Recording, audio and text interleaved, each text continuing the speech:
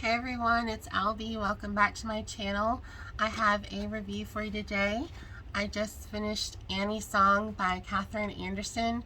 This is the June pick for the Historical Hellions Book Club. Yet again, I'm not like hosting or anything. I'm just, I'm in the book club and I'm in the chat, so I just figured I'd post a video for that, but I wanted to do a shout out for the book club in case any other people wanted to join and read with me. I think it's fun to do book clubs, and it is pretty active in the group chats when we do them. So yeah, this will be, I usually publish them on the day of the book club, so this is for June 18th, I believe, is our book club meeting on YouTube. I think it's on Jessica's channel this month. Yeah, so that's enough about that. But this is the book I read. I actually read it, the whole book, yesterday. So today's Monday, June 13th, and I read it in the afternoon on June 12th. It is a long book. It was over 400 pages. It was 410 pages, but the story was interesting, to say the least. I will preface this by saying there is rape that happens in this book, and I'm not, usually okay with that, and I only read it and finished it because it's for the book club. But I mean, the main sort of the main element throughout the whole story is the rape of the protagonist, Annie, which that happens in chapter 1. So reader beware, and I have the other trigger warnings listed in my description box as well. So yes, this is a very problematic book that I found, but I still liked it. It's kind of weird. So like I said, our heroine Annie is raped in the I think it's even the prologue, not even the chapter 1. She's raped in the prologue, but Annie has mental delays.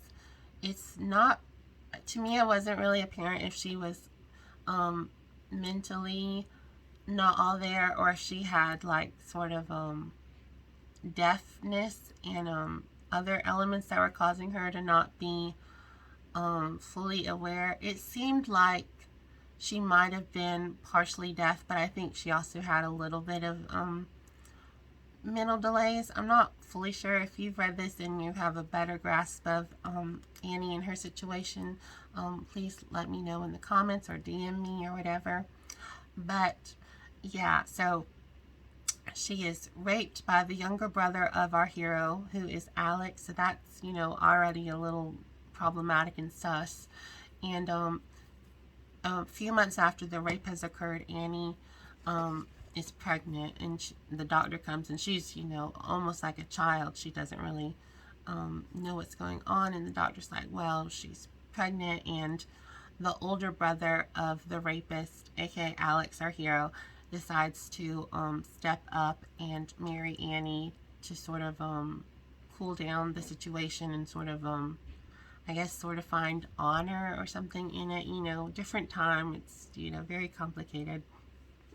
And so it is, so I would say the trope would be a marriage of convenience, for sure, but yeah, it's just, it was weird, because it was one of those books where I read, or didn't read, I watched a TikTok like a year ago or so. I think it was Katie Robert, and she was talking about how in some older historical romances, the heroine is often described either doll-like or like a young girl. And Annie, in my opinion, seemed like she was sort of a young teenager during all this, like maybe 14, 15. They never said her age, but from how they sort of described her body, it seemed like she was like fresh into puberty sort of thing. So that was, another red flag. There's red flag galore. There's red flags galore in the story. And yeah, I mean, our hero does sort of fall in love first with Annie, because I mean, I don't know how much she knows what's going on.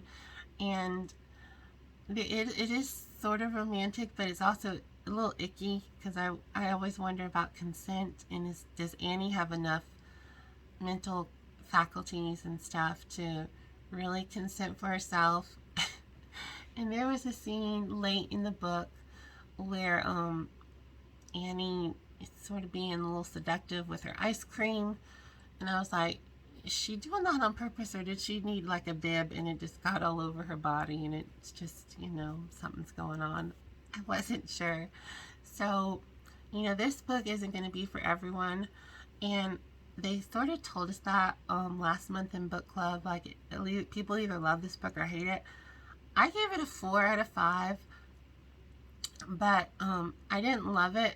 I didn't hate it, which is weird because it's sort of a polar opposite. I'm just sort of in the middle.